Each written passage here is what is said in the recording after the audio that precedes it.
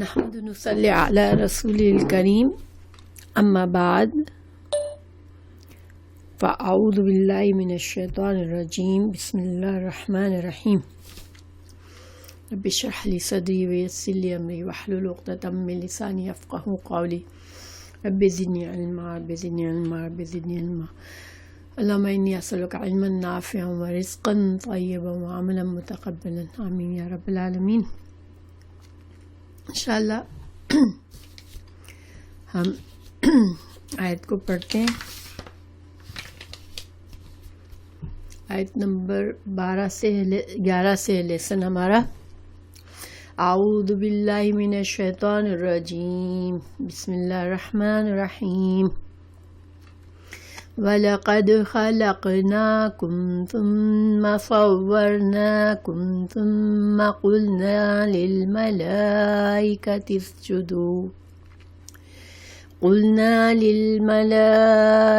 اسْجُدُوا لِآدَمَ فَسَجَدُوا إِلَّا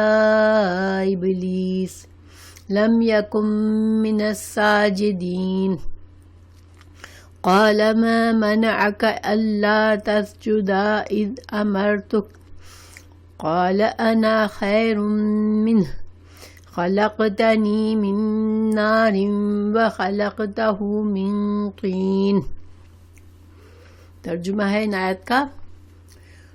اور بلا شبہ یقیناً ہم نے تمہارا خاکہ بنایا، پھر ہم نے تمہاری صورت بنائی، پھر ہم نے فرشتوں سے کہا آدم کو سجدہ کرو، انہوں نے سجدہ کیا، پھر مگر ابلیس نے سجدہ نہ کیا، وہ سجدہ کرنے والوں میں سے نہ ہوا۔ فرمایا تجھے کس چیز نے روکا کہ تو سجدہ نہیں کرتا جب میں نے تجھے حکم دیا؟ اس نے کہا میں اس سے بہتر ہوں، تو نے مجھے آگ سے پیدا کیا اور تو نے اسے مٹی سے پیدا کیا۔ تو اس آیت کا ہمارے جو سبق چل رہا ہے سورہ اعراف کے سیکنڈ لیسن میں ہم ہیں، تو کیا تعلق ہے؟ دیکھیے سورہ اعراف میں اللہ سبحانہ تعالیٰ نے پہلی آیت میں فرمایا، اللہ نے اپنے رسول صلی اللہ علیہ وسلم کی حوصلہ افزائی کی کہ یہ کتاب جو ہے اللہ کی طرف سے نازل کی گئی ہے آپ کی طرف اور حق ہے، اور آپ بلا تنگی کے اس کو پہنچائیں لوگوں تک، اور مخالفت کرنے والوں کی پرواہ نہ کریں۔ اور مومنوں کو پھر نصیحت فرمائی کہ تم کو صرف اللہ کے احکامات کی پیروی کرنی ہے، اس کے علاوہ جو بھی طریقے ہیں یا جو بھی جن چیزوں سے تم مانوس ہو، جن لوگوں کی تم پیروی کرتے ہو، اب ان کی پیروی تم پر لازمی نہیں ہے، اللہ کے احکامات کی پیروی لازمی ہے۔ تو گویا پچھلے جو تم کچھ بھی کر رہے تھے اب وہ دیکھے جائیں گے کہ قرآن اور سنت کے مطابق جو چیزیں ہیں صرف انہی پر اب عمل کیا جائے گا۔ اور اللہ سبحانہ تعالیٰ نے یہ بھی بتا دیا کہ جو لوگ اس کتاب کو جو مخالفت کرتے ہیں، رسول اللہ صلی اللہ علیہ وسلم کی مخالفت کرتے ہیں اور اللہ کے اس پیغام کو جھٹلاتے ہیں، تو ان کو سخت وعید بھی بتائی کہ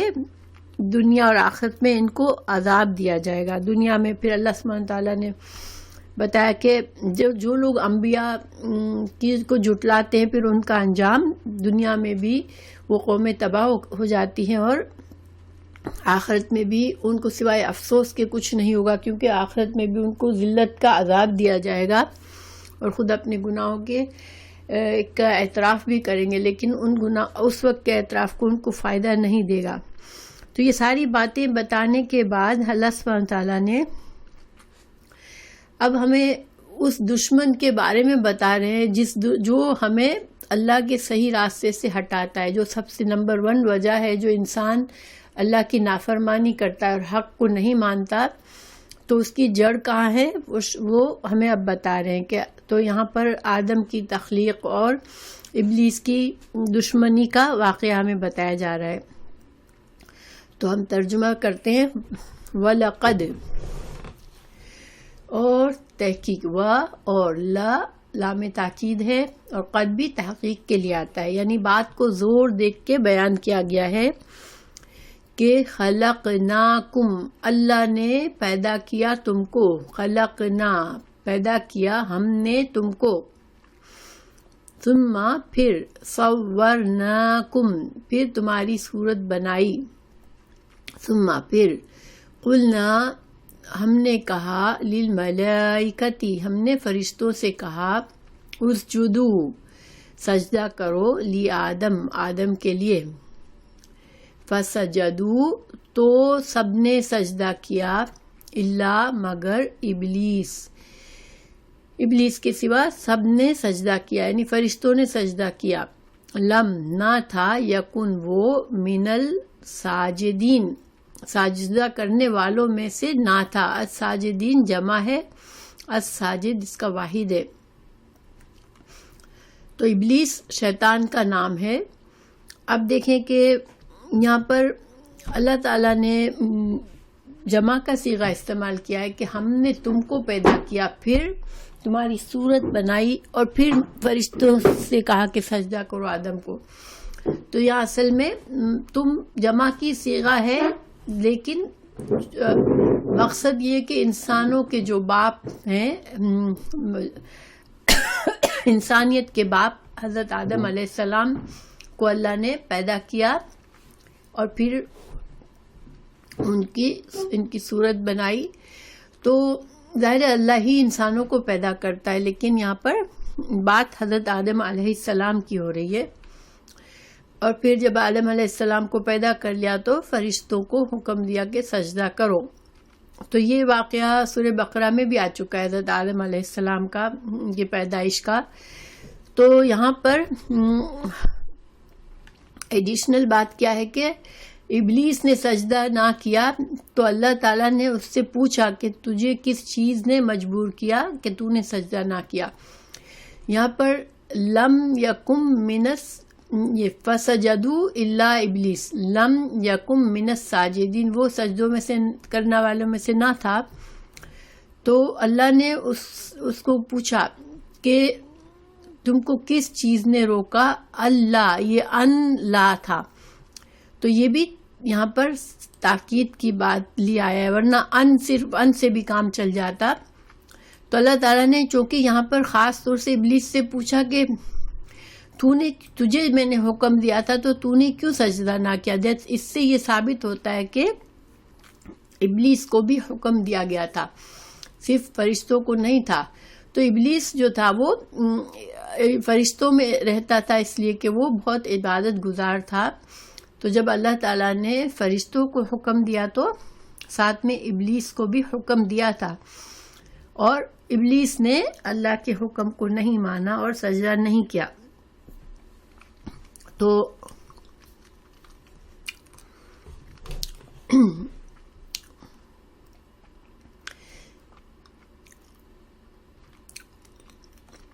اس نے کیا جواب دیا ابلیس نے، قالا اس نے کہا انا میں خیر میں بہتر ہوں، منہ اس سے میں اس سے بہتر ہوں۔ اچھا یہاں پر ایک بات غور کرنے کی ہے کہ بہت سے لوگ اس پر بحث کرتے ہیں کہ اس کو فرشتوں کو ہی صرف حکم دیا گیا تھا، اور چونکہ شیطان ان میں تھا تو اس کو بھی کرنا پڑا، لیکن یہاں پر اس بات جملے سے ہمیں اندازہ ہوتا ہے کہ اللہ تعالیٰ نے خود اس سے پوچھا کہ میں نے تجھے جب سجدہ کرنے کو حکم دیا تھا تم نے کیوں نہیں کیا، گویا کہ حکم فرشتوں کے علاوہ خاص طور سے ابلیس کو بھی دیا گیا تھا، ٹھیک ہے، اور اس حکم کا اس نے نافرمانی کی۔ اب اس نے کیا جواب دیا ابلیس نے، قالا میں نے کہا انا میں خیرون بہتر ہوں، منہ اس سے میں آدم سے بہتر ہوں، خلقتنی تو نے مجھے پیدا کیا ہے، من نار آگ سے، وخلقتہ اور اس سے تو نے پیدا کیا ہے، من طین تو نے اسے مٹی سے پیدا کیا ہے، مجھے آگ سے پیدا کیا ہے، تو میں بہتر ہوں، میں بہتر ہو کے ایک کمتر کو کیوں سجدہ کروں۔ تو یہاں پر دیکھیں بہت سی باتیں سیکھنے کی ہیں۔ سب سے پہلی بات کہ شیطان نے خود سے اندازہ لگایا. ٹھیک ہے, اللہ کا حکم صاف تھا کہ تمہیں کرو, اب اس کو چاہیے تھا کہ وہ اس حکم کو مانتا اور بس کرتا, کیونکہ اللہ تعالیٰ کے احکامات, اللہ خالق ہے. جب اس کا کوئی حکم ہے تو پھر انسان کو یہ نہیں ہوتا, انسان یا جن جس کو بھی حکم ہے, اس کو یہ نہیں ہوتا کہ اگر وہ حکم کی مقصد یا حکمت سمجھ میں آئے, میری عقل اس کو تسلیم کرے تو میں مانوں. نہیں, بندہ غلام ہوتا ہے, اللہ تعالیٰ خالق ہے. تو جب خالق کوئی حکم دیتا ہے تو پھر انسان کی عقل پر جج کرنے کا نہیں ہے کہ میری عقل مجھے اجازت دے گی تو میں کروں گا. اور بہت سے لوگ جو ہے نا, یہ آج کے زمانے میں بھی کہتے ہیں اس حکم کا, اس بات کا تو کوئی سینس ہی نہیں بنتا. شریعت کے احکامات کی اکثر ایسے لوگ جو ہے وہ قدر نہیں کرتے. ان کو شریعت کے احکامات بعض اوقات بڑے احکامات بڑے بیوقوفانہ لگتے ہیں کہ یہ تو بیوقوفی کی بات ہے, یا یہ کوئی مطلب ریزنیبل بات نہیں ہے, یا لیکن ہماری عقل سے جج کرنے کی ہمیں اجازت نہیں ہے. شیطان نے سب سے بڑی غلطی کیا کی کہ اس نے اپنی عقل استعمال کی کہ میں بہتر ہوں, تو بہتر جو ہے وہ کیوں جھکے, وہ اس کی فضیلت زیادہ ہوتی ہے تو وہ کیوں کمتر کو سجدہ کرے. سب سے بڑی غلطی اس نے یہ کی. پھر دوسری بات, اس نے خود سے یہ اندازہ لگا لیا کہ میں چونکہ آگ سے بنا ہوں تو آگ بہت زیادہ افضل ہے, اور یہ مٹی سے بنا ہوا ہے تو مٹی کمتر ہے. لیکن صحیح معنوں میں اگر دیکھا جائے تو آگ جو ہے وہ کیا کرتی ہے, آگ کی خصوصیات کیا ہے کہ آگ بھڑکتی ہے, ٹھیک ہے, آگ میں تیزی ہے اور آگ جلا دیتی ہے. یعنی کہ آگ جو ہے یہ اس کی خصوصیات کیا ہے کہ اس کے اندر بہت تیزی ہے, وہ بھڑک اٹھتی ہے اور وہ جلا دیتی ہے. جبکہ مٹی کے اندر نرمی ہے, مٹی کے اندر سکون ہے اور اصلاح کی صلاحیت ہے. یعنی مٹی دیکھیں, مٹی کہیں کی زمین بالکل بنجر ہوتی ہے, اب اس کو تھوڑا سا پانی دو, تھوڑا سا اس کے اندر زمین کو ہل چلاؤ تو وہ اس کے اندر نرمی آ جاتی ہے, وہ بہتر ہو جاتی ہے. پھر زمین جو ہے نباتات اگاتی ہے تو اس میں لوگوں کو فائدہ پہنچانے کی صلاحیت بھی ہے. اور یعنی انسان کو وہ مٹی کے اوپر انسان جو ہے وہ چلتا پھرتا ہے, انسان جو ہے اپنی چیزیں جو چاہتا ہے اس طرح سے کر لیتا ہے. تو گویا مٹی کے اندر تواضع ہے, مٹی جو ہے وہ دوسروں کے لیے اپنے آپ کو جھکاتی ہے. تو یہ ساری اچھی خصوصیات ہیں. آگ کے مقابلے میں مٹی کہیں بھی کمتر نہیں ہے, بلکہ اس کی خصوصیات جو ہے وہ زیادہ افضل ہیں. لیکن ان سب باتوں کے ساتھ ساتھ سب سے بڑی بات یہ تھی کہ اس کو تکبر کیا, اس نے اپنے آپ کو خود سے بڑا بنایا. یعنی اسے کسی نے کہا نہیں تھا کہ تم افضل ہو آدم سے, مگر اس نے خود اندازہ لگایا. اور یہ جو خود کو بڑا سمجھنا اپنی مرضی سے, اپنے سمجھ سے کہ میں بہتر ہوں, یہ تکبر کہلاتا ہے. اور تکبر جو ہے وہ اللہ سبحانہ تعالیٰ کو بالکل نہیں پسند. تو یہ سارے اس نے مسٹیکس کی یہاں پر کہ اس نے اللہ کے حکم نہ مانا, اور اس نے صرف اپنی غلط سمجھ کی وجہ سے, اپنے اندازوں کی وجہ سے. تو دیکھیں اس سے ایک اسلام کی شریعت کا قانون بنتا ہے کہ جب قرآن اور حدیث یا اللہ کا حکم موجود ہے قرآن اور حدیث میں, جس معاملے کے بارے میں, اس مسئلے میں انسان قیاس نہیں کر سکتا. قیاس کیا ہوتا ہے؟ قیاس جو ہے ایک اسلامی شریعت میں مسائل کا حل نکالنے کا ایک طریقہ ہے کہ انسان اپنے غور و فکر سے دوسرے دلائل کو دیکھ کے کسی ایسے حکم کا مطلب نکالتا ہے,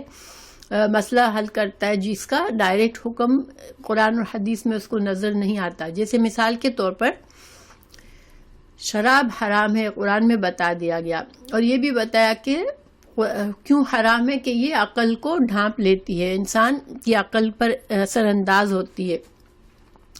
تو پھر علماء نے دیکھیے, اب آج کل نشے کی بہت سی چیزیں ہیں نا,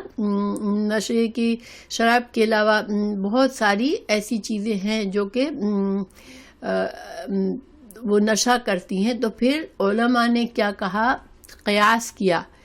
کہ چونکہ شراب کو حرام اس لیے کیا ہے کہ وہ عقل کو ڈھانپ لیتی ہے، عقل کو پر اثر انداز ہوتی ہے، تو پھر عقل پر اثر انداز ہونے والی جتنی اور چیزیں ہیں وہ ساری کی ساری حرام ہے، نشہ دینے والی ہر چیز حرام ہے۔ تو یہ قیاس ہے، اور یہ قیاس قابل قبول ہے۔ کیوں قابل قبول ہے؟ اس لیے کہ اس کا حکم موجود نہیں تھا، دوسری یعنی شراب کا موجود تھا لیکن دوسری نشہ آور چیزوں کا حکم قرآن میں نہیں تھا، تو علماء نے اس پر قیاس کیا، اور یہ قیاس قابل قبول ہے۔ لیکن ان چیزوں میں کہ جس پر حکم موجود ہے اس پر قیاس کرنا، اپنی عقل سے کچھ اور مسئلہ نکالنا، یہ حرام ہے، اسلام میں یہ جائز نہیں ہے۔ اور شیطان، سب سے پہلے شیطان ہی تھا جس نے یہ کام کیا، تو یہ شیطانی عمل ہے کہ انسان اللہ تعالیٰ کے احکامات، واضح احکامات قرآن اور حدیث میں موجود ہو، پھر بھی وہ اپنے اندازے سے حکم نکالے۔ بہرحال تو ہمارے لیے اس میں کیا سبق ہے اس آیت میں، کہ کسی بھی معاملے میں اللہ نے اگر کسی کو ہم پر فضیلت دی ہے تو اس کو قبول کرنا ہمارے لیے ضروری ہے، اللہ کی تقسیم کو ماننا ضروری ہے، کیونکہ انسان اگر اللہ کی تقسیم پر اعتراض کرتا ہے تو پھر یہ تکبر ہے۔ تو کیونکہ اللہ نے آدم کو فضیلت دی اور وہ برداشت نہ کر سکا، اور اس نے اس اللہ کے اس فیصلے پر اس نے اعتراض کیا اور ہمیشہ کے لیے مردود بن گیا۔ تو انسان کو ہمیشہ اللہ کے فیصلوں کو قبول کرنا چاہیے۔ اگر مثال کے طور پر بہن بھائی ہیں، دو بہنیں ہیں، ایک بہن کو اللہ نے زیادہ سمجھ دی ہے، وہ زیادہ لکس میں اچھی ہے، دوسری بہن کم ہے، تو دوسری بہن کو اس اللہ کی تقسیم کو لے کے قبول کرنا چاہیے۔ اسی طرح ہمارے رشتہ داروں میں، دوستوں میں، احبابوں میں ہم کسی کو بھی دیکھتے ہیں کہ ہم سے زیادہ کسی کو فضیلت اللہ کی طرف سے ملی ہے، تو ہمیں یہ اجازت نہیں ہے کہ ہم اس سے حسد کریں اور ہم یہ ناخوش ہوں کہ اس کو کیوں ملی یہ نعمت، مجھے کیوں نہیں ملی۔ ہاں، ہم اللہ سے دعا ضرور کر سکتے ہیں، اللہ مجھے بھی یہ نعمت دے، وہ دوسری بات ہے، لیکن ہم جو ہے اس بنا پر اللہ سے ناراض نہیں ہو سکتے کہ اللہ نے اسے تو دیا اور مجھے نہیں دیا۔ ٹھیک ہے، اللہ کے فیصلوں کو قبول کرنا ہر صورت میں ہمارے لیے ضروری ہے۔ تو اب آگے اللہ سبحانہ تعالیٰ نے اب ناراض ہوئے اللہ سبحانہ تعالیٰ اس کی نافرمانی سے، اور فرمایا قالا فہبت، پس اتر جا، منہا، اس سے۔ اب منہا، اس سے، تو یہ اس کے دو مطلب کیے گئے۔ کچھ علماء نے کہا کہ وہ جنت میں تھا اور اللہ نے اسے جنت سے نکلنے کو کہا، کچھ نے کہا نہیں، آسمانوں پر تھا، یہ سارا کچھ آسمانوں پر ہو رہا تھا، اور اللہ نے اسے آسمان سے نیچے اتر جانے کو کہا، کیونکہ اس وقت آدم علیہ السلام بھی ابھی جنت میں نہیں ڈالے گئے تھے۔ آدم کو جنت میں رہنے کا بعد میں حکم دیا گیا تھا، جب سجدے کا حکم فرشتوں کو دیا گیا، ابلیس نے منع کر دیا، اس کے بعد آدم علیہ السلام کو جنت میں ڈالا گیا تھا۔ تو صحیح، زیادہ رائے صحیح کون سی سمجھی گئی کہ آسمان سے اتر جا۔ فما، تو نہیں، یکونو، ہے، لکا، تیرے لیے، ان، یہ کہ تتکبر، تو تکبر کرے، یہاں تم اپنے آپ کو بڑا سمجھو، فیہا، اس میں، فخرج، پس نکل جا، انکا، بے شک تو، من الصاغرین، تو صاغرون میں، ذلیل ہونے والوں میں سے۔ اللہ سبحانہ تعالیٰ کا یہ قاعدہ ہے کہ جو تکبر کرتا ہے اللہ اس کو ذلیل کرتا ہے، تو اللہ تعالیٰ نے اسے ذلیل کر کے نکلنے کا حکم دے دیا۔ تو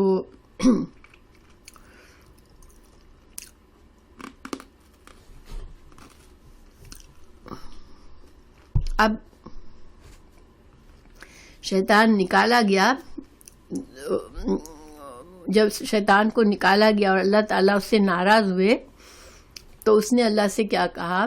قالا، اس نے بولا، انظرنی، مہلت دے دے مجھ کو، الا، طرف، طرف یعنی تک یومی اس دن کے یبعثون جس دن لوگوں کو اٹھایا جائے گا. تو اس نے اللہ سے مہلت مانگی قیامت تک کہ مجھے تو مہلت دے, مجھے آزادی دے. تو یہاں پر پہلے میں ایک بات یہاں بتا دوں کہ یہ تکبر کے بارے میں, چونکہ میں نے بتایا اللہ کو تکبر پسند نہیں ہے, تو اس کے بارے میں احادیث بھی موجود ہے. میں آپ کو ایک حدیث بتاتی ہوں کہ اللہ سبحانہ تعالیٰ نے مخلوق کے لیے عاجزی پسند کی ہے. تو حدیث کیا ہے کہ کوئی شخص جنت میں داخل نہ ہوگا جس کے دل میں رائی برابر تکبر ہوگا. تو اللہ کے بندے جو ہیں زمین میں عاجزی سے چلتے. اللہ تعالیٰ نے اپنے نیک بندوں کی کیا خصوصیت بتائی قرآن میں کہ اللہ کے بندے زمین پر عاجزی سے چلتے ہیں, اللہ ان کو پسند کرتا ہے. اور جو بڑا بننے کی کوشش کرتا ہے اللہ ان کو ذلیل کرتا ہے, اور جو عاجزی کرے اللہ کی خاطر اللہ اس کو درجات بلند کرتا ہے. تو یہ سارے مفہوم احادیث سے ہیں, مختلف احادیث سے ہیں, لیکن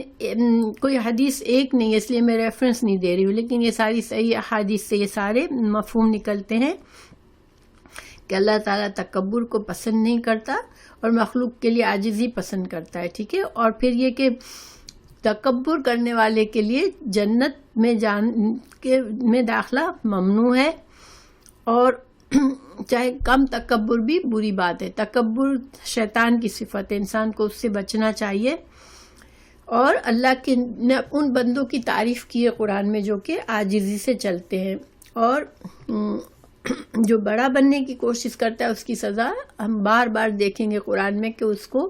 ذلیل ہونے کی سزا کا ذکر کیا گیا ہے. اور جو انسان اللہ کی خاطر عاجزی کرتا ہے, حالانکہ اللہ نے اسے بڑا درجہ دیا ہوتا ہے, اور مگر وہ لوگوں میں عاجزی سے معاملہ کرتا ہے تو اللہ اس کے درجات کو اور بلند کرتا ہے. ٹھیک ہے. یہ ساری باتیں ہمیں تکبر کے بارے میں. یہ اب جو ہے شیطان نے مہلت مانگ لی اللہ سے, اور اللہ سبحانہ تعالیٰ نے فرمایا انکا بے شک تو من المنظرین, اللہ نے اسے مہلت دے دی کہ تجھے مہلت دیے جانے والوں میں سے ہے تو. تو یہ اللہ سبحانہ تعالیٰ کی شان بے نیازی ہے کہ اللہ تعالیٰ اپنے نافرمان بندوں کی بھی دعا قبول کر لیتا ہے. تو اللہ تعالیٰ نے شیطان کی اس درخواست کو, اس دعا کو قبول کر لیا, اس کو اجازت دے دی. اب اس میں اللہ کی حکمت تھی, چونکہ اللہ تعالیٰ نے انسانوں کو دنیا میں ایک آزمائش سے گزارنا ہے, اور شیطان جو ہے وہ ہمارے لیے ایک امتحان کا ذریعہ بنے گا, اس لیے اللہ نے اسے اجازت دے دی بندوں کے امتحان کے لیے. تو اب قیامت تک کے دن تک کے لیے تو دیکھیں ہر انسان جب مرتا ہے نا, اس وقت تک, جب تک یہ زندہ ہے اس دنیا میں, اس وقت تک شیطان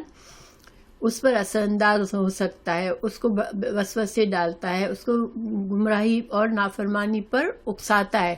مگر جب انسان کی موت آ جاتی ہے اس کے بعد شیطان کا اس سے تعلق نہیں رہتا. پھر برزخ کی زندگی میں انسان کو قبر میں شیطان نہیں جا کے کچھ کر سکتا, کیونکہ انسان کا عمل اس دنیا تک ہی ہے, اور ہمارے اعمال نامے اس دنیا تک ہی لکھے جاتے ہیں. قبر میں تو چونکہ انسان بے بس ہوگا, وہ اس کے اعمال اب ختم ہو جاتے ہیں, اس کو عمل کچھ نہیں کرنا قبر میں, اس لیے شیطان کا بھی کوئی دخل نہیں ہے قبر میں. صرف دنیا کی حد تک انسان کو شیطان سے خطرہ ہے, اسے بچ کے رہنا ہے, اس سے محتاط رہنا ہے. پھر اس نے مزید کہا شیطان نے, قالا فبیما, پس بوجہ اس کے جو, یہ تین الفاظ ہیں, فبیما, اغویتنی, اغویتنی تو نے مجھے گمراہ کیا, اغوی گمراہ کیا تھا تو نے, نی مجھے, لأقعدن, البتہ میں, اس میں دو تاکیدیں دیکھیں, لام تاکید اور نون شد, لأقعدن میں البتہ ضرور بیٹھوں گا, قاعدہ کا مطلب ہوتا ہے بیٹھنا, لہم ان کے لیے, صراط کا تیرے راستے پر, المستقیم جو سیدھا ہے. اب شیطان نے جب مہلت مل گئی تو پھر اس نے کیا کیا؟ قسم کھائی، اللہ کے سامنے پکی پکی قسم کھائی کہ میں ضرور تیرے سیدھے راستے پر بیٹھوں گا۔ تو سیدھا راستہ کیا ہے؟ اللہ کا سیدھا راستہ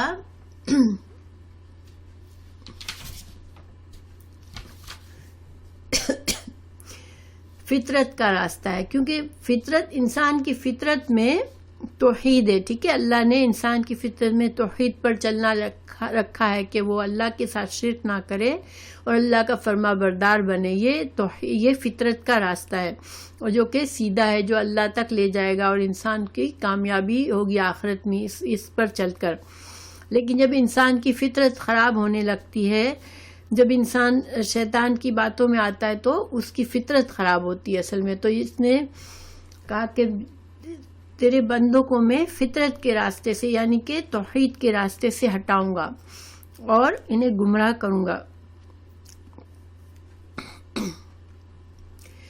تو جب کسی بندے کو انسان اس حد تک گمراہ کرتا ہے کہ وہ جہنم کا مستحق بن جاتا ہے، تو شیطان کی یہ سب سے بڑی کامیابی ہوتی ہے۔ اس کو اس بات کی، یعنی اس کی جو اپنے مقصد میں کامیابی کب ہو جاتی ہے؟ جب انسان مکمل طور پر اللہ سے کٹ گیا اور اب جہنم اس کے اوپر ثابت ہو گئی، مستحق ہو گیا یہ جہنم کا، تو شیطان کا مقصد پورا ہو جاتا ہے۔ یعنی کہ اس نے سخت قسم کھائی ہے کہ وہ ہر انسان کو جنت کے راستے سے ہٹا کے جہنم میں لے جائے گا، ٹھیک ہے؟ ثم پھر لآتینہم، پھر میں البتہ ضرور آؤں گا ان کے پاس، من سے، بین یدیہ، اس کے سامنے سے، ومن خلفہم، اور ان کے پیچھے سے، وعن ایمانہم، اور ان کے دائیں جانب سے، وعن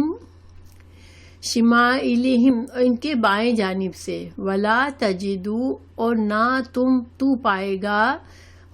اکثرہم، اکثریت کو ان میں سے، شاکرین، شکر گزار۔ اب اس نے کیا قسم کھائی کہ وہ ہر سمت سے انسان پر حملہ کرے گا، ہر سمت سے انسان کو گمراہ کرنے کی کوشش کرے گا، دائیں سے، سامنے سے، دائیں سے، بائیں سے۔ جب انسان کوئی نیکی کا کام بھی کرنے کے لیے جاتا ہے تو اس میں شیطان اس میں بھی اس کی خلل ڈالتا ہے، اس کی نیکی میں بھی خرابی کر دیتا ہے۔ ہم نماز پڑھتے، ہماری نماز میں بھی وہ ہم کو ہمارا نماز کا بھی حصہ ضائع کروا دیتا ہے، ہمارے خیالات کو بھٹکا کر، ہمیں وسوسے ڈال کے، یا کہ کوئی سمت سے وہ انسان کو چھوڑتا نہیں ہے۔ تو اسی وجہ سے اللہ سبحانہ تعالیٰ، پیارے رسول صلی اللہ علیہ وسلم نے ہمیں ایک دعا سکھائی ہے، میں پڑھتی ہوں دعا،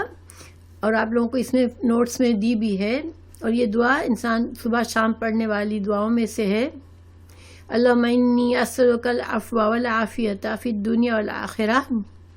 اللہم انی اسألک العفو والعافیۃ فی دینی و دنیای و اہلی و مالی،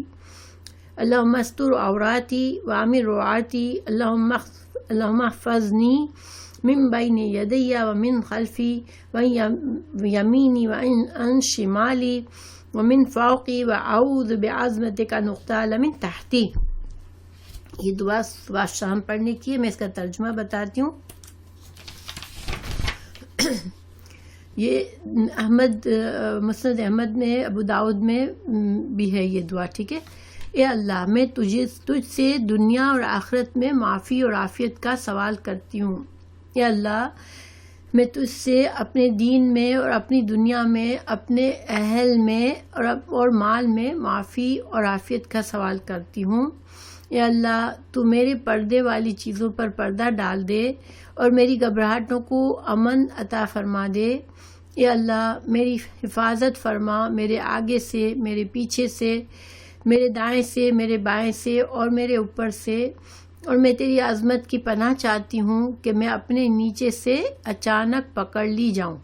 تو یہ دعا بہت ہی مفید اور جامع ہے، اس میں جیسے ہم نے ہر چیز مانگ لی، تو یہ دعا اگر کسی کو یاد نہیں ہے تو ضرور یاد کریں اس کو، اور یہ صبح اور شام کی دعاؤں میں شامل ہے، صبح شام اس کو پڑھا کریں انشاءاللہ، اور جب بھی دل چاہے پڑھیں۔ اچھا، اب شیطان نے یہ ایک وعدہ کیا کہ تو بہت اکثریت انسانوں کی کو شاکر نہیں پائے گا. تو سورہ سبا آیت 20 میں اللہ تعالیٰ نے فرمایا ہے کہ شیطان نے انسانوں کی اکثریت کو جو گمراہ کرنے کا دعویٰ کیا تھا، تو شیطان نے اپنے اس دعوے کو میں پورا اترا. یعنی شیطان کا جو گمان تھا کہ میں وہ بندوں کی اکثریت کو گمراہ کر دوں گا، تو وہ اس میں کامیاب ہوا. تو ہمیں اللہ تعالیٰ ہمیں محفوظ رکھے کہ ہم جو ہے وہ شیطان کے بہکانے میں آئے، کیونکہ شیطان بہت چالاک ہے اور وہ ہماری ہر طرح سے، یعنی کہ ہم تو غافل ہو جاتے ہیں، بھول جاتے ہیں، مگر وہ ہمیں کسی لمحہ بھی نہیں چھوڑتا. تو ہمیں بہت زیادہ پناہ مانگنی ہے اللہ سے، اور ہمیں اپنے آپ کو چوکنا رکھنا ہے. اچھا، تو اس نے یہ کہا کہ بہت سے کو شاکرین نہیں پائے گا. تو شاکر سے یہاں پر مطلب یہ ہے کہ بہت سے لوگوں کو توحید کے راستے سے ہٹ جائیں گے. شکر گزاری یہاں پر توحید کا راستے پہ چلنا ہے، اور ناشکرہ پن جو ہے وہ توحید سے ہٹ جانا ہے. کیونکہ اللہ کا سب سے بڑا حق کیا ہے کہ ہم صرف اللہ کو اپنا معبود مانیں، اور ہمارے پاس جو بھی نعمتیں ہیں ہم یہ سمجھے کہ اللہ ہی کی طرف سے ہے. جب انسان اپنی نعمتوں کا کسی اور کی طرف حوالہ کرتا ہے کہ مجھے فلاں سے یہ چیز ملی، فلاں سے یہ ملی، جیسے کہ فلاں کسی پیر کسی بت کے پاس جا کے انسان منتیں کرتا ہے کہ میری مراد پوری کر دو، تو یہ ساری کیا ہے، یہ شرک بھی ہے، لیکن یہ ایک اللہ کی ناشکری بھی ہے کہ اللہ سبحانہ تعالیٰ کا حق جو تھا وہ ہم نے نہیں ادا کیا. کیونکہ شکر کیا ہوتا ہے، شکر گزاری جب انسان جس کا جو حق ہے اس حق کا اعتراف کرنا. ٹھیک ہے، تو اگر انسان اللہ کے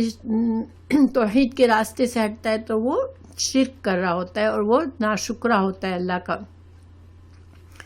تو شکر جو ہے وہ شکایت کرتے ہیں نا، جو شکوہ اس کا ہی ضد ہے. گویا کہ اللہ سبحانہ تعالیٰ سے ہمیں جو بھی کچھ ملا ہے، ہمیں اللہ کو ان نعمتوں پر شکر گزار ہونا چاہیے. اور اللہ تعالیٰ ہمیں کوئی چیز خواہشات ہماری کچھ پوری نہیں ہوئی ہے تو ہمیں اللہ کی رضا میں راضی ہونا چاہیے. ہمیں غصہ، پریشانی، شکایتیں اور منفی رویے سے بچنا چاہیے، کیونکہ اللہ تعالیٰ کی حکمت سے ہر چیز ملتی ہے. ہمیں کوئی چیز کی خواہش ہے تو ہمیں اس کے لیے دعا مانگنی چاہیے اور ہمیں محنت کرنی چاہیے. لیکن جب ہماری ساری محنت کوشش کے باوجود بھی اگر ہمیں وہ چیز نہیں ملی، ہمارا وہ کام نہیں ہوتا، تو پھر ہمیں اللہ کی رضا سمجھ کر اس کو قبول کرنا چاہیے. اس پہ بہت زیادہ واویلا نہیں کرنا چاہیے، شکایتیں نہیں کرنی چاہیے، غصہ نہیں کرنا چاہیے، اللہ کی تقسیم پر خوش رہنا چاہیے. تو شیطان نے دیکھیں، شیطان کیا کرتا ہے انسانوں کے لیے کہ وہ دنیا کو خوشنما بناتا ہے، انسانوں کے لیے دنیا میں اتنا اٹریکشن کر دیتا ہے، اس کی غلط خواہشات کو اتنا خوبصورت بنا کے اس کے سامنے لے آتا ہے کہ انسان ہر گناہ کی طرف لذت محسوس کرتا ہے، اور گناہوں کی طرف اس کے لیے آسان ہو جاتا ہے گناہوں کی طرف چلنا. کیونکہ ظاہری بات ہے جو چیز زیادہ اٹریکٹیو لگتی ہے انسان کو، جس میں اٹریکشن زیادہ ہے، اسی کی طرف انسان کا بڑھنا آسان ہوتا ہے. اور انسان دنیا میں اگر بہت زیادہ مشغول ہو جاتا ہے، دنیا ہی کے جھمیلوں میں رہ جاتا ہے، تو آخرت کو بھول جاتا ہے اور اپنی آخرت کی تیاری نہیں کر سکتا. تو اور پھر شیطان ہمارے نیک اعمال میں بھی خرابی کرتا ہے، خلل کرتا ہے، ہماری نمازوں میں وسوسے ڈالتا ہے، ہمارے صدقات خیرات میں ہمارے اندر ریاکاری ڈال دیتا ہے، یا ہمارے اندر ہماری نعمتوں پر شکر گزاری کے بجائے تکبر ڈال دیتا ہے. تو ہمیں ہر چیز میں چوکنا رہنا کی ضرورت ہے، اور اللہ سبحانہ تعالیٰ کو عاجز بندے پسند ہے، اللہ کی رضا میں راضی ہونے والا بننا ہے انشاءاللہ. تو بہرحال ہم آگے ہے، قالا فرمایا، اللہ تعالیٰ نے اس کو جواب دیا، اخرج نکل جا، منہا اس یہاں سے، مذعومن مذمت کیا ہوا، مدحورن رحمت سے دور، اللہ تعالیٰ اس سے ناراض ہوا، اس کو ہمیشہ کے لیے اپنی رحمت سے دور کر دیا. لمن البتہ جو بھی تبعکا پیروی کرے گا تیری، منہم ان میں سے، لأملأن تو بے شک میں، لا البتہ، عملہ سے مطلب ہوتا ہے بھر دینا کسی چیز کو، انا میں ضرور بھر دوں گا. یہاں نون پر شد تاکید کا ہے اور یہ لام بھی تاکید کا ہے. میں ضرور بھر دوں گا جہنم کو، منکم تم سے، اجمعین تم سب سے، یعنی شیطانوں سے اور جو لوگ شیطان کی پیروی کریں گے سب سے جہنم کو بھر دے گا. کوئی اللہ بے نیاز ہے. اگر دیکھیں انسانوں کو ساری طرح سے اللہ نے سمجھا دیا، اللہ تعالیٰ نے حق اور باطل واضح کر دیا، اللہ تعالیٰ نے ہمارے دشمن سے ہمیں باخبر کر دیا، اگر پھر بھی کوئی انسان شیطان کی پیروی کرنا چاہتا ہے، شیطان کا بندہ بنتا ہے، تو پھر اللہ کو نہیں پرواہ کہ وہ جہنم میں جائے گا. چاہے وہ سارے انسان بھی اگر ناشکری پر اتر ہے تب بھی اللہ کو کوئی فرق نہیں پڑتا. اللہ سبحانہ تعالیٰ اپنے نیک بندوں کی قدر کرتا ہے اور شکر گزار بندوں کے لیے اللہ نے رحمتیں اپنے تیار کر کے رکھی ہے. مگر جو بے صبرہ ہو جاتا ہے، جس کو جلدی کے فائدہ چاہیے اور جو شیطان کی باتوں میں آ جاتا ہے، پھر وہ اپنا نقصان کرتا ہے. اور یہ ایک طرح سے ہمیں سمجھا دیا گیا کہ یہ جو پیچھے ہمیں بتایا کہ کس قدر انسان جو قومیں جو ہے اللہ کے نبیوں انبیاء کو صرف اس لیے ٹھکرایا کہ ان کے دنیا شیطان کے پیرو تھے، وہ کہ وہ دنیا کی محبت میں انہوں نے حق کو قبول نہیں کیا. تو یہ سارے انسانوں کے لیے ایک طرح سے نصیحت کا ذریعہ ہے یہ آیت. ان کو سمجھنا ہے کہ ہمارا دشمن بہت ہی خطرناک ہے اور بہت زیادہ اس نے پکا ارادہ کیا ہے. وہ ہمت نہیں ہارتا، وہ بار کوشش کرتا ہے. بہرحال حضرت آدم علیہ السلام کو حکم ہوا، اے آدم ویا آدم، اے آدم اسکن رہو، سکونت اختیار کرو، انتا تم، وزوجکا اور تمہاری بیوی، الجنہ جنت میں، فکلا اور تم دونوں کھاؤ، من جہاں سے، حیثو جہاں سے، شئتما یہ تثنیہ ہے، تم دونوں، شئتما یہ کلا بھی تثنیہ ہے، الف جو ہے حمزہ یہ تثنیہ کا ہے، اور شئتما میں الف حمزہ جو ہے وہ تثنیہ کا ہے. ولا تقربا اور نہ تم قریب جانا، ہذہ اس، الشجرۃ اس درخت کے قریب مت جانا. یعنی جنت میں جہاں سے چاہو کھاؤ پیو گھومو پھرو، مگر بس صرف ایک پابندی ہے کہ اس خاص درخت کی طرف مت جانا. فتکونا تو ہو جاؤ گے، من الظالمین ظالموں میں سے. اور دیکھیں یہاں پر اللہ نے یہ نہیں کہا کہ اس میں سے مت کھانا، اللہ نے بتایا کہ اس درخت کے قریب نہیں جانا، کیونکہ اسلام میں جو گناہ کا کام ہے اس کے قریب جانے سے منع کیا گیا ہے. کیونکہ جب انسان گناہ کے بہت قریب چلا جاتا ہے تو پھر اس کے لیے بہت مشکل ہو جاتا ہے اس گناہ سے بچنا. ٹھیک ہے، ہماری خواہشات کو جب بری خواہش کوئی آئے تو اسی وقت اگر ہم اس کا دروازہ بند کر دیتے ہیں کسی بھی طرح سے تو وہ ہٹ جاتی ہے. لیکن اگر ہم اس کے بہت قریب چلے جاتے ہیں تو پھر اس خواہش سے ہٹنا مشکل ہو جاتا ہے. اس لیے اسلام میں سد ذرائع کا اصول ہے کہ گناہ کے قریب نہ جاؤ، بس زنا کے قریب نہ جاؤ. قرآن میں کہا گیا لا تقربوا الزنا، زنا کے قریب مت جاؤ. تو کوئی ذریعہ ایسا ہے جو ہمیں گناہ کی طرف لے جائے گا، ہمیں اس سے بھی بچنے کو کہا گیا. فتکونا تو ہو جاؤ گے تم دونوں، یہ بھی تثنیہ ہے، من الظالمین ظالموں میں سے. اب یہ آیات پہلے بھی آ چکی ہے سورہ بقرہ میں بھی، سیم آیت ہے دوبارہ، کہ اللہ تعالیٰ نے آدم اور حوا علیہ السلام کو جنت میں رکھا، ان کو تمام نعمتوں ان کے لیے جائز رکھی کہ جہاں سے جو چاہو کرو، جو کھاؤ پیو، جو کرو گھومو پھرو، لیکن بس ایک درخت کے قریب مت جانا. اگر جاؤ گے تو تم اپنے نفسوں پہ ظلم کرنے والے ہو جاؤ گے، یعنی کہ تم اللہ کی ناراضگی کماؤ گے، کیونکہ جب انسان اللہ کو ناراض کرتا ہے تو اصل میں وہ اپنے نفس پر ظلم کر رہا ہوتا ہے۔ بہرحال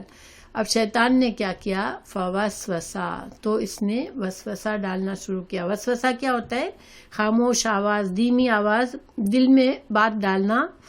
تاکہ کوئی نقصان دہ چیز کے لیے یا اچھی چیز کے لیے بھی خاموشی سے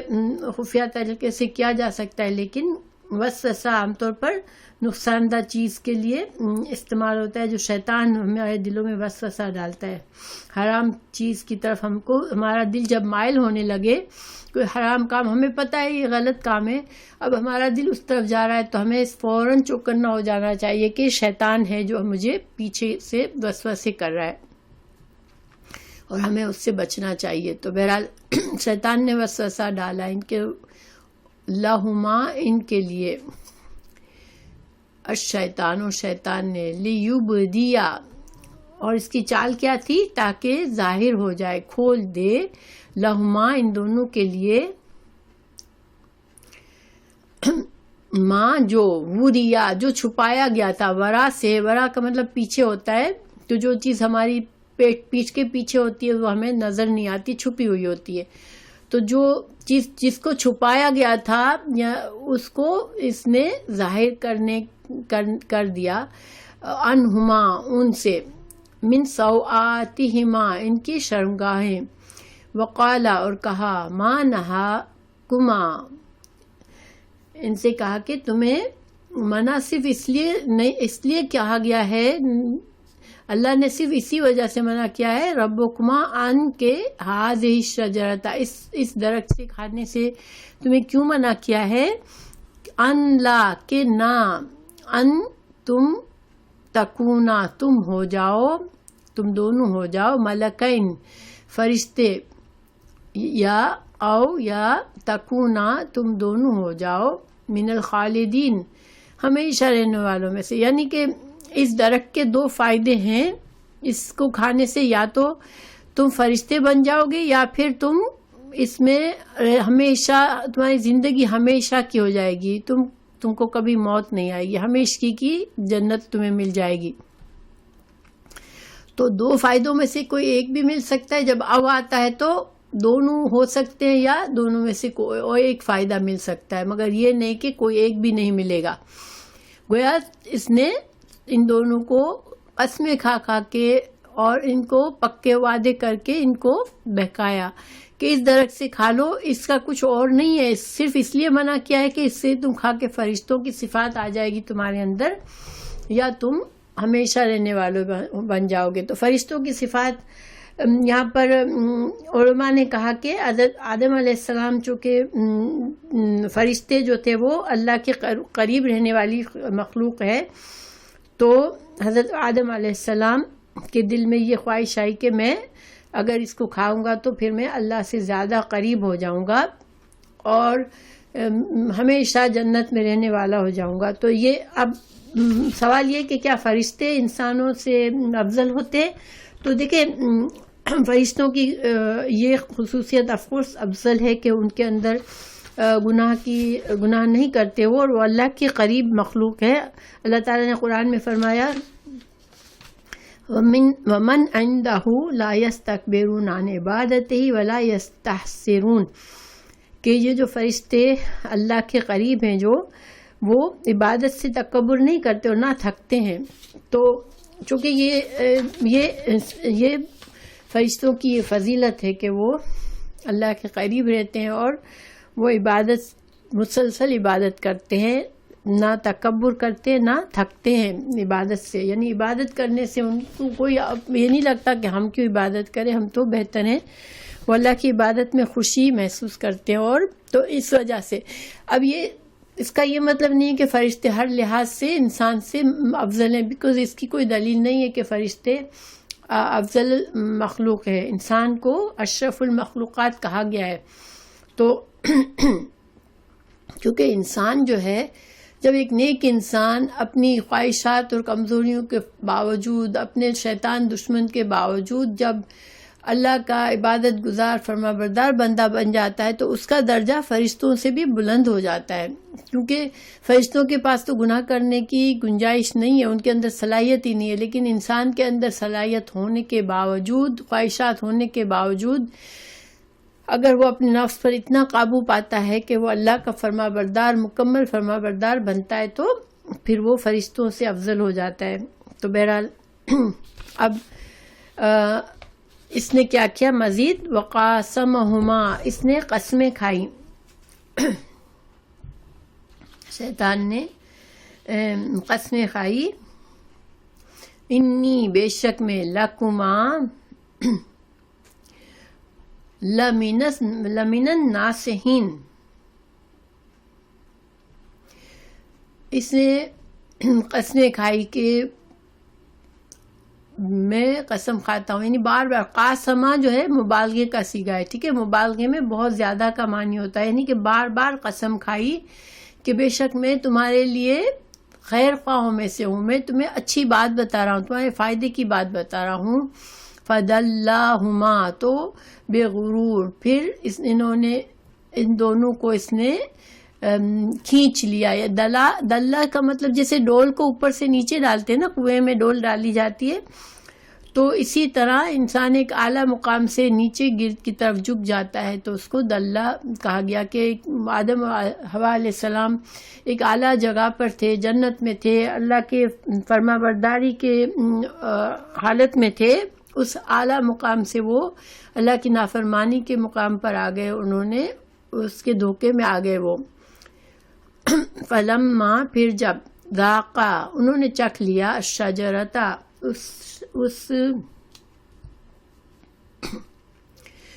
اس درخت کو، بدت، تو ظاہر ہو گئی، لہما، ان کے لیے، سوآتہما، ان کی شرمگاہیں،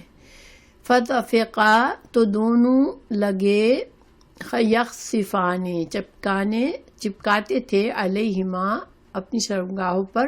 من ورق الجنتی، جنت کے پتوں کو۔ تو فائنلی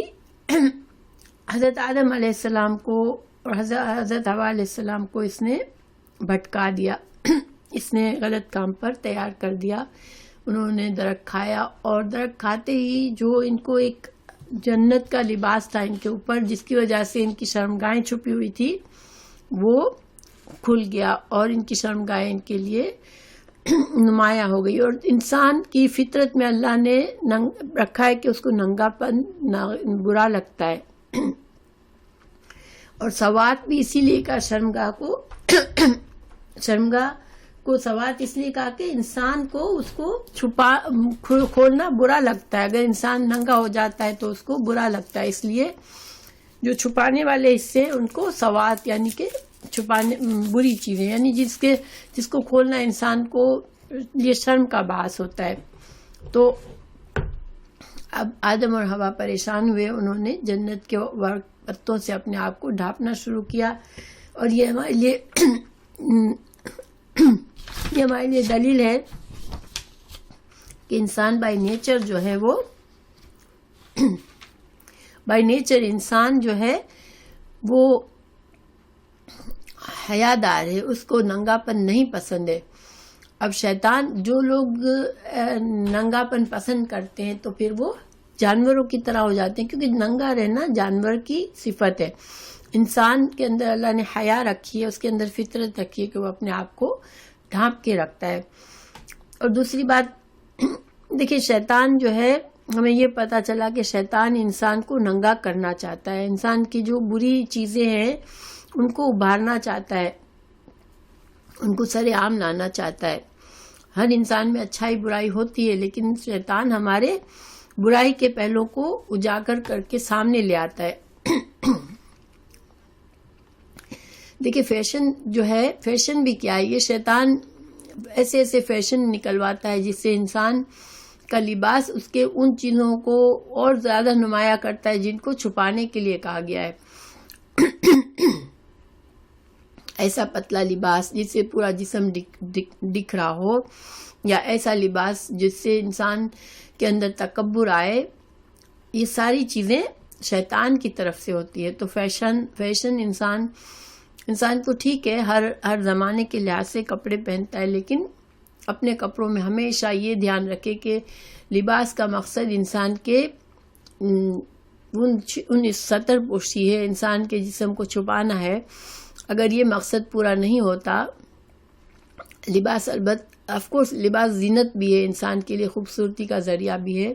اس میں کوئی منع نہیں ہے، لیکن ڈیسنٹ لباس ہمیشہ پہننا چاہیے، ایسا جس سے جو بیسک لباس کا مقصد ہے کہ ہمارے جسم کو چھپائے اور جن حصوں کو چھپانا ہے وہ ظاہر نہ ہونے چاہیے، اور انسان کے اندر تکبر جس لباس سے آئے وہ بھی نہ ہونا چاہیے. تو اس سے یہ بھی ہمیں پتہ چلا کہ شیطان انسان کو رسوا کرنا چاہتا ہے، اس کے عیبوں کو نمایاں کرتا ہے. تو اب جب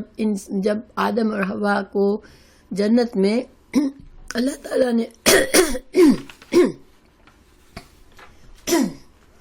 تعالیٰ نے قرآن شریف میں سورہ طٰہٰ کی آیت نمبر 118 اور 119 میں 4 خصوصیات بتائی تھی جنت کی، جو کہ حضرت آدم علیہ السلام حضرت حوا علیہ السلام کو ملی ہوئی تھی. ایک تو یہ تھی، اللہ تعالیٰ نے فرمایا کہ نہ تو یہاں بھوکا رہے گا، نہ ننگا ہوگا، نہ پیاسا ہوگا، نہ تجھے دھوپ کی شدت سے تکلیف ہوگی. یہ 4 خصوصیات کا ذکر سورہ طٰہٰ میں ہوا تھا. تو جنت کا لباس جو تھا وہ ان کے ننگے پن کو چھپائے ہوئے تھا. تو شیطان کو بھی یہ معلوم تھا اور حضرت آدم علیہ السلام کو بھی معلوم تھا، کیونکہ حضرت اللہ تعالیٰ نے اسے سورہ طٰہٰ کی آیت میں ہمیں پتہ چلتا ہے کہ اللہ تعالیٰ نے انہیں بتایا تھا کہ جنت میں تمہیں یہ خصوصیات حاصل ہے کہ تمہیں ننگا پن نہیں ہوگا. تو لیکن شیطان جانتا تھا، شیطان بھی، تو شیطان نے اس چیز پر اکسایا جس سے اس کے اندر ننگا پن آیا ان دونوں میں، اور ان کی شرمگاہیں چھپ گئی، مطلب کھل گئی. تو اب اللہ تعالیٰ نے فرمایا وَنَادَا، اللہ نے پکارا ہما ان دونوں کو، ربہما ان کے رب نے، علم کیا نہیں، انہکما نہیں سے ہے، نہیں کا مطلب ہوتا ہے منع کرنا، کیا میں نے نہیں منع کیا تھا تم دونوں کو، کما یہ تثنیہ ہے، ان سے تلکما اس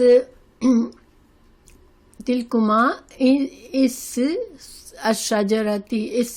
اس درخت سے، وَأَقُلْ اور کیا نہیں کہا تھا تم سے، لکما تم دونوں سے، ان بے شک شیطان لکما تمہارے لیے عدوً دشمن ہے، مبین کھلا. اللہ تعالیٰ نے حضرت آدم اور حضرت حوا علیہ السلام سے کہا میں نے تم کو کیا نہیں خبر دی تھی کہ شیطان تمہارا دشمن ہے، پھر تم اس کی باتوں میں آئے اور تم کو میں نے منع کیا تھا کہ یہ درخت سے تم نہ کھانا، اور تم نے کھا لیا. تو کہا حضرت آدم علیہ السلام نے اور حضرت حوا نے، قالا یہ تثنیہ ہے، ربنا اے ہمارے رب، ظلمنا ظلم کیا ہم نے، انفسنا ہماری جانوں پر، یہ سارے تثنیہ ہے، ظلمنا، قالا، ربنا تو ہمارے رب تو ٹھیک ہے، ظلمنا ظلم کیا ہم نے، انفسنا ہمارے نفسوں پر، نہیں یہ تثنیہ نہیں ہے، قالا صرف تثنیہ ہے، یہ سب جمع کے صیغے ہیں. وَإِن لَمْ اور اگر نہ تغفر لنا تو بخشے گا ہم کو، وترحمنا اور تو رحم کرے گا ہم پر، لنکوننا تو البتہ ہم ہو جائیں گے، من الخاسرین ہم نقصان اٹھانے والوں میں سے ہو جائیں گے. تو اللہ تعالیٰ نے جب اللہ ناراض ہوا تو حضرت آدم اور حضرت حوا علیہ السلام نے یہ دعا مانگی. اب یہ دعا ان کو کہاں سے آئی؟ یہ سورہ بقرہ میں ہمیں پتہ چلتا ہے اللہ تعالیٰ نے یہ دعا سکھائی تھی، فَتَلَقَّىٰ آدَمُ مِن رَّبِّهِ كَلِمَاتٍ. تو یہ اس وقت دعا کا ذکر نہیں تھا کہ کون سی دعا سکھائی تھی، لیکن یہاں پر یہ دعا موجود ہے کہ یہ دعا سکھائی تھی، اور اس کی وجہ سے انہوں نے دعا مانگی یہ والی، اور اس سے ان کی مغفرت ہو گئی. لیکن ایک ایک جھوٹی حدیث کا حوالہ دیا جاتا ہے کہ حضرت آدم علیہ السلام کو جب زمین پر ڈالا گیا تو ان کو آسمان پر ایک کلمہ لکھا ہوا نظر آیا، لا الہ الا اللہ محمد الرسول اللہ. تو انہوں نے محمد الرسول اللہ دیکھ کر آپ صلی اللہ علیہ وسلم کے نام سے وسیلے سے دعا مانگی کہ اللہ اس کے وسیلے سے تو مجھے معاف کر دے، تو ان کی مغفرت ہو گئی. لیکن یہ جھوٹی بات ہے. اصل بات کیا ہے کہ اللہ تعالیٰ نے یہ دعا سکھائی تھی ان کو کہ اللہ ہم نے ظلم کیا اپنے اوپر، غلط تیری نافرمانی کر کے ظلم کیا ہم نے. اب اگر تو ہمیں نہیں معاف کرے گا اور تو ہم پر رحم نہیں کرے گا تو ہم تو پھر بہت خاسرین ہوتا ہے، مکمل نقصان ہو جائے گا ہمارا. تو ہمیں بچا لے، ہمیں اللہ ہمیں نقصان سے بچا لے اور ہمیں معاف کر دے. پھر قالا فرمایا اہبتو، اللہ نے ان کی دعا کو قبول کیا، ان کی مغفرت کر دی. یہ ہمیں سورہ بقرہ سے پتہ چلتا ہے فَتَلَقَّىٰ آدَمُ مِن رَّبِّهِ كَلِمَاتٍ فَتَابَ عَلَيْهِ، تو اللہ تعالیٰ ان پر مہربان ہوا. پھر یہ ہمیں سورہ بقرہ میں بتایا گیا، جو حضرت آدم علیہ السلام کا قصہ سورہ بقرہ میں موجود ہے اور ہم نے تفصیل سے پڑھا بھی ہے، انشاءاللہ آپ لوگوں کو پتہ ہوگا. تو اللہ تعالیٰ نے فرمایا اہبتو، اتر جاؤ، بعضکم، بعض تمہارے، لبعض، بعض کے، عدوٌ، دشمن ہے، ولکم، اور تمہارے لیے، فی الارض، زمین میں، مستقرٌ، تمہارے لیے زمین میں تمہارے لیے اب قرار پکڑنا ہے، ٹھکانہ ہے، ومتاع، اور کچھ سامان ہے. متاع کہتے دنیا میں دنیا گزارنے کا سامان. تو دنیا میں تمہارے لیے کچھ سامان ہے اور تمہارے لیے ایک وقت مقرر کے لیے، تمہاری زندگی دنیا کی صرف ایک وقت مقرر کے لیے. ٹھیک ہے. اچھا، یہاں پر میں کچھ باتیں چلے یہ اینڈ میں بتاتی ہوں کہ حضرت آدم علیہ السلام کا رویہ اور حضرت آدم علیہ السلام کے مقابلے میں شیطان کا رویے میں ہمیں کیا فرق نظر آتا ہے. دیکھیں، اب جب شیطان نے جان بوجھ تکبر کی وجہ سے نافرمانی کی تھی، حضرت آدم علیہ السلام نے معصومیت پہ یعنی کہ غلطی سے بھول گئے اور شیطان کے دھوکے میں آ گئے، اس وجہ سے غلطی کی. پھر غلطی کرنے کے بعد حضرت آدم علیہ السلام نے فوراً اللہ سے غلطی کا اپنا اعتراف کیا اور معافی مانگی. شیطان نے غلطی کر کے اوپر سے اللہ کو ہی الزام دیا کہ تو نے مجھے ایسے امتحان میں ڈالا ہی کیوں کہ میں تجھے پتا تھا کہ میں اس میں کامیاب نہیں ہوگا. تو اس نے اللہ پر بلیم ڈالا، اپنی غلطی کی ذمہ داری بھی نہیں لی شیطان نے. پھر آدم علیہ السلام نے آئندہ نہ کرنے کے لیے عزم کیا کہ میں آئندہ ایسا نہیں کروں گا. تو کیونکہ سچی توبہ جو کرتا ہے پھر وہ پھر اللہ کی نافرمانی نہیں کرتا. لیکن شیطان نے ایک گمراہی کرنے کے بعد بجائے نادم ہونے کے، معافی مانگنے کے، آئندہ کے لیے مزید مہلت مانگی کہ وہ قیامت تک اللہ کے نیک بندوں کو، اللہ کے بندوں کو وہ اللہ کی راہ سے ہٹانے کی، یعنی یہ نافرمانی کا کام کی اس نے مزید عزم کر لیا. تو گویا کہ انسان کو اس چیز سے یہ پتہ چلتا ہے کہ ایک آدم علیہ السلام کا رویہ ہے اور ایک شیطان کا رویہ ہے. تو ہمارے لیے کون سا طریقہ بہتر ہے، کون سی مثال پہ ہمیں چلنا ہے. ٹھیک ہے. انسان سے جب مسٹیک ہو جائے تو فوراً اللہ کی طرف پلٹنا چاہیے اور معافی مانگنی چاہیے اور تکبر سے بچنا چاہیے انسان کو. پھر بہرحال اللہ تعالیٰ نے ان کو کہا کہ تمہارے لیے زمین پر کچھ عرصے کے لیے تمہارے لیے فائدہ ہے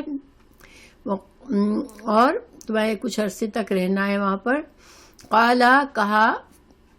فی ما، اللہ سبحانہ تعالیٰ نے فرمایا اس میں، فیہا، اس میں، تحیونا، تم جیو گے یعنی اپنی دنیا کی زندگی گزارو گے، وفیہا، اور اس میں، تموتونا، اور اس میں تم کو موت آئے گی، ومنہا، اور اس میں سے، تخرجون، پھر تم نکالے جاؤ گے. یعنی کہ زمین میں اب تمہارے لیے زمین سے کیا تعلق ہوگا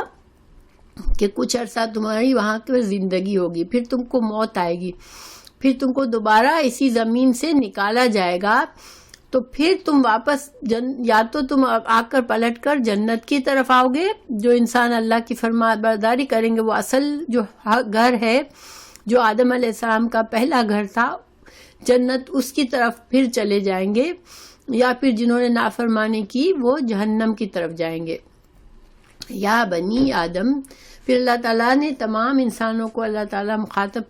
کیا کہ اے بنی آدم، قد تحقیق انزلنا، ہم نے نازل کیا، علیکم تم پر، لباسن لباس، یواری جو چھپاتا ہے، سوآتکم تمہاری قابل شرم حصوں کو، وریشن تمہارے لیے اس میں زینت بھی ہے۔ اب اللہ تعالیٰ نے انسانوں کو لباس کی اہمیت بتائی کہ جنت میں انسان کے اوپر لباس تھا، شیطان نے اسے اتروایا۔ اب اللہ نے دنیا میں بھی ایسے نباتات کے ذریعے اور ریشم کے کیڑے سے جیسے ریشم بنتا ہے، یا پھر کاٹن اگتی ہے زمین سے تو اس سے لباس بنتا ہے، تو اللہ تعالیٰ نے وہ چیزیں مہیا کی جس سے لباس بن سکتا ہے۔ پھر اللہ تعالیٰ نے لباس بنانے کا طریقہ بھی سکھایا۔ دیکھیں انسان جو بھی کچھ ایجاد کرتا ہے اس کی بیس کہاں سے ہے؟ اللہ کے دیے ہوئے علم سے، جو اللہ نے آدم علیہ السلام کو دیا، اور اس کا بیج انسان کے اندر ہوتا ہے، پھر انسان وقت ضرورت ان سے مختلف لوگ سیکھتے ہیں چیزیں۔ حضرت داؤد علیہ السلام سے قرآن میں کہا گیا کہ اللہ نے ان کو جنگی لباس بنانا سکھایا تھا۔ تو لباس جو ہے یہ بھی اللہ ہی کی طرف سے انسان کو سکھایا گیا۔ تو اللہ تعالیٰ نے اس کی وجہ بتائی کہ دو وجوہات لباس میں دو چیزیں ہوتی ہیں، ایک تو تمہاری شرمگاہوں کو، قابل شرم حصوں کو چھپاتا ہے، جن چیزوں کو چھپانے کا حکم ہے ان کو چھپاتا ہے، اور یہ تم کو لباس، ایک ڈیسنٹ لباس سے انسان کے اندر خوبصورتی آتی ہے، اس کے عیب چھپ جاتے ہیں۔ وَلِبَاسُ التَّقْوَىٰ، اور لیکن تقویٰ کا لباس، ذَلِكَ خیر، یہ زیادہ بہتر ہے۔ یعنی مطلب کیا ہے کہ ایک تو ظاہری لباس ہے، اور ایک معنوی لباس کیا ہے؟ انسان کے دل کا تقویٰ، کہ انسان کو ظاہری طور پر بھی لباس پہننا چاہیے جس سے لباس پہننے کے جو مقاصد وہ پورے ہوں، اور انسان کے دل میں تقویٰ، اللہ کا خوف ہونا چاہیے، وہ پرہیزگاری سے کام لے، اور لباس بھی تقوی والا پہنے، اور دنیا کے تمام معاملات میں تقویٰ سے کام لے۔ اور تقویٰ کیا ہوتا ہے؟ تقویٰ اللہ کا وہ خوف جس سے انسان اپنے معاملات پر نظر رکھے، اور انسان جو ہے اللہ کا خوف اس کے دل میں ہو کہ میں کوئی ایسا کام نہ کروں جس سے اللہ نے مجھے منع کیا ہے۔ تو انسان کو نہ صرف لباس سے اپنے آپ کو پراپر طریقے سے چھپانا ہے، اپنی پراپر زینت حاصل کرنی ہے، بلکہ انسان کے اندر تقویٰ ہونا چاہیے۔ اس تقویٰ کے لباس سے یہ مطلب نہیں ہے کہ انسان بالکل ایک ہی لباس پہن رہا ہے، اور وہ بس لباس کو جیسے اس پر کوئی خرچہ نہیں کرنا، بہت سمپل ہونا چاہیے، ایسے ضروری نہیں ہے یہ، ٹھیک ہے؟ کیونکہ آپ صلی اللہ علیہ وسلم سے ثابت ہے، اور صحابہ کرام سے بھی، کہ اچھا لباس بھی آپ صلی اللہ علیہ وسلم پہنتے تھے، عمدہ لباس جب مہیا ہوتا تھا، کوئی موقع ہوتا آپ پہنتے تھے، اور آپ سادہ لباس جب مہیا ہوتا تو سادہ پہنتے تھے۔ مگر ہاں، مردوں کے لیے ریشم حرام کہا گیا، اور زعفرانی رنگ کا لباس منع کیا گیا۔ اتنا لمبا لباس جو کہ جس کا دامن زمین پر گسرتا ہو، جس سے انسان کے اندر تکبر کا اظہار ہوتا ہو، ایسا لباس منع کیا گیا مردوں کے لیے۔ اور عورتوں کے لیے بہت باریک لباس جس سے اس کا جسم نظر آئے، وہ منع کیا گیا، یا پھر اتنا تنگ لباس جس سے جسم کے ہر نشیب و فراز واضح ہو، ہر طرح کی انسان کے عورت کا جسم پورا سمجھ آئے، تو یہ اس طرح کا لباس عورت کے لیے منع ہے۔ لیکن ہر دل کا تقوی انسان کے جو معنوی لباس ہے وہ بھی ضروری ہے کہ انسان اگر وہ نہیں ہوگا تو انسان کے اور چیزوں میں بھی اللہ کے فرما برداری کے لحاظ سے کام نہیں ہوں گے. تو پھر اللہ تعالیٰ نے فرمایا ذالک یہ خیر ہے، یہ بہتر ہے، تقوی کا لباس بہتر ہے، یعنی انسان کے اندر تقوی ہونا چاہیے. ذالک یہ من آیات اللہ کی آیات میں سے ہے، لعلکم تاکہ تم یذکرون تم نصیحت پکڑو. اللہ تعالیٰ نے یہ جو باتیں ہمیں بتائی، ہمارے دشمن سے ہمیں اچھی طرح سے بتا دیا کہ دشمن کتنا خطرناک ہے اور کتنی شدت سے اس کی کوشش ہے کہ ہم کو وہ جہنم کی طرف ہر انسان کو لے جائے، اور انسانوں کو بھی کتنا خطرہ ہے اس سے اگر وہ اللہ کی فرما برداری اور اللہ کے تقوی کے ساتھ زندگی نہیں گزارتے. تو یہ انشاءاللہ ہمارے لیے ہمارا سبق پورا ہوا کہ ہم اللہ کی اس نعمت کی قدر کریں جو اللہ نے ہمیں اس دین کے شکل میں دیا ہے، کہ قرآن اور سنت سے ہمیں ساری باتیں بتائی ہیں جس پر چل کر ہم شیطان کے شر سے بچ سکتے ہیں، اور انشاءاللہ جس پر چل کر ہم ہمارے اس گھر تک پہنچ سکتے ہیں جو حضرت آدم علیہ السلام کے لیے